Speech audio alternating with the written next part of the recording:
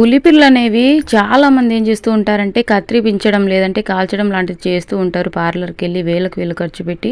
అలా చేయడం వల్ల డబ్బులు నష్టమే కాకుండా మచ్చ అనేది ఖచ్చితంగా ఏర్పడుతుందండి. సో, న్యాచురల్‌గా హోమ్ రెమెడీ తోటి పులిపిర్లనేవి ఎక్కడివెక్కడ పటాపటా రాలిపోతాయి. సో, అన్నీ కూడా మనకి ఇంట్లో దొరికేవేనండి. 2 విధాలుగా చూపిస్తా. మీకు ఏ మెథడ్ నచ్చితే ఆ మెథడ్‌లో ట్రై చేయండి. అన్నీ కూడా సాధారణంగా మనకు ఇంట్లో అవైలబుల్‌గా ఉన్నటువంటి ఇంగ్రీడియెంట్సేనండి. ఎలాంటి సైడ్ ఎఫెక్ట్స్ ఉండవు. సో, చాలా ఈజీగా ప్రిపేర్ చేసుకోవచ్చు. ఇది వచ్చేసి మెథడ్ 1 అండి. అండ్ మెథడ్ 2 వచ్చేసి రెడ్డివారి నానుబాల మొక్క అంటారు కదండీ!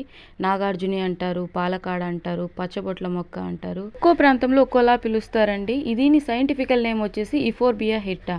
చాలా మెడిసినల్ ప్రాపర్టీస్ కలిగి ఉంటుందండి. పులిపిర్లు పోవడానికి చాలా బాగా ఉపయోగపడుతుంది. Euphorbia hetta is an herb. The parts of the plant that grow above the ground are used to make medicine. So, పూర్తిగా వీడియో చూడాలనుకుంటే ఛానల్ టైటిల్ కింద ఫుల్ వీడియో ఇచ్చేసాను, చూసేయండి.